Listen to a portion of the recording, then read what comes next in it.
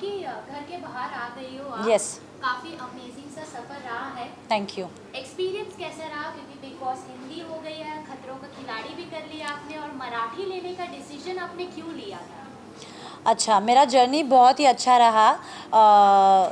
Honestly अगर बताऊँ तो हिंदी से ज़्यादा खूबसूरत अगर मेरा जर्नी था तो ये मराठी बिग बॉस का था। Honestly it was very heart touching for me, क्योंकि मैं खुद ही एक मैं मराठी मुलगी हूँ, तो इसीलिए एवरीथिंग जो भी हुआ घर के अंदर सब कुछ मतलब सब कुछ एवरीथिंग टच्ड माय हार्ट।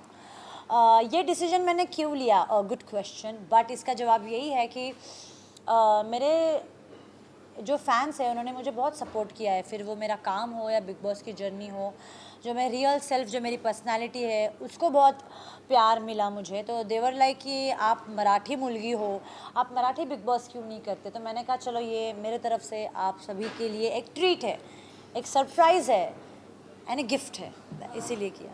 अगर बिग बॉस की बात करें तो हिंदी और मराठी में सबसे टफ क्या था? हिंदी था या मराठी था? वहाँ पे जाने के बाद बहुत चीज़ें चेंज थी। मराठी भी उतना ही टफ था जितना हिंदी था। हिंदी में डर ये था कि घर से बाहर नहीं निकल जाओ क्योंकि कोई जानता नहीं था। मराठी में ऐसा था कि मराठी ऑडियंस कभी कभी इतना आउटस्पोकन लड़कियों को तुरंत एक्सेप्ट नहीं करेंगे। एक्सेप्ट किया है मुझे, बट मुझे खौफ था कि एक्सेप्ट करेंगी नहीं करेंगी, फिर मैं सोच के बोलूँ क्या, फिर मैं फेक रहूँ क्या। बट पता नहीं भगवान ने मुझे ये दिमाग दिया कि Nikki let's not be fake, तू जैसी है वैसी तू रह। अगर पसंद किया तो तू आगे जाएगी, नहीं पसंद किया तो कोई बुरी बात नहीं, क्योंकि बाहर की ज़िंदगी में भी आपको वैसे ही रहना जैसे आप हो, आपको फेक नहीं करना है।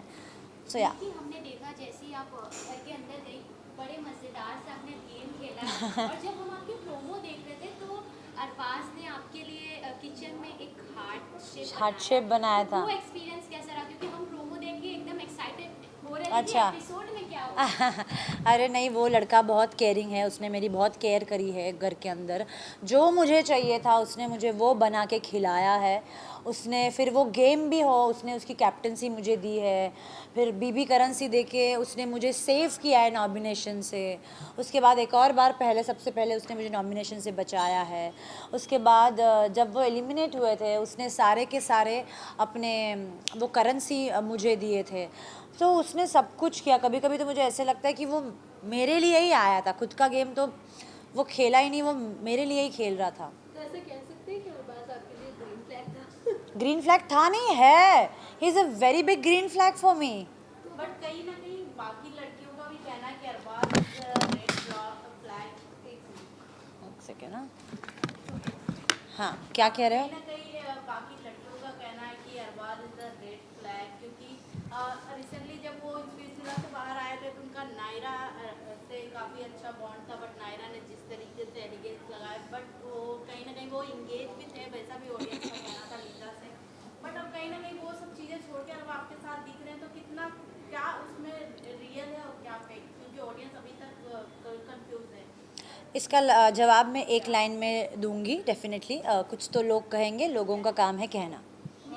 निक्की, जैसे कि आपने कहा कि वो आपके लिए गेम खेल रहे थे, आप दोनों ने घर के अंदर एक दूसरे को काफ़ी सपोर्ट किया। Yes, yes. लेकिन मैं जब अरबाज का इंटरव्यू कर रही थी तो मैंने उनसे पूछा था कि कुछ लोग ऐसे कह रहे हैं कि आपने निक्की को यूज़ किया है, और अरबाज ने ये चीज़ खुद कहा कि मैं घर के बाहर जैसे आया तो कुछ लोग ऐसे भी कह रहे हैं कि निक्की ने अरबाज का यूज़ किया है। तो ये क्या है?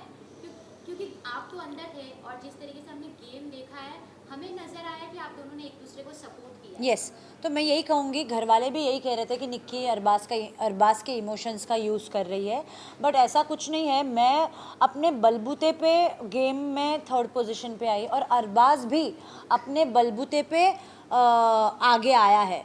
वो उसका गेम प्लान था कि उसको नॉमिनेशन से सेफ होना है, हालांकि वो बहुत कम नॉमिनेट हुआ है, 2 ही बार नॉमिनेट हुआ है। मैं पूरा ऑलमोस्ट सीज़न, सिर्फ पहला वीक मैं नॉमिनेट नहीं थी और दूसरा जब मैं कैप्टन बनी मैं फुल सीज़न नॉमिनेट थी, मेरा कैप्टनसी भी चला गया था। तो मुझे वो खौफ था ही कि यार भाई एवरी वीक मैं नॉमिनेट होंगी।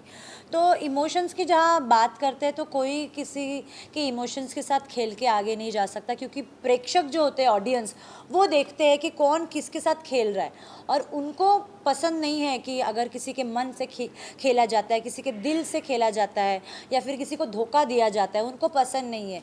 तो वो बराबर टाइम आने पे निकाल देते हैं लोगों को। तो अगर देखा जाए तो अरबाज़ भी एंड तक ही थे, मैं भी एंड तक ही थी। तो आपकी मॉम जब घर के अंदर हाँ, गई थी, हाँ। तो आधी अधूरी बातें जैसे आपने Yes, सुनी yes. अरबाज के बारे में, तो काफ़ी आपको मतलब दुख हुआ, आपने उनकी चीज़ें बिग बॉस को सौंप दी। अच्छा। फिर अरबाज जब आए घर के अंदर, आपको गोदी में उठा के अंदर लेके चले गए, तो क्या बातें हुई? क्योंकि बहुत फुसफुसा रहे थे आप दोनों।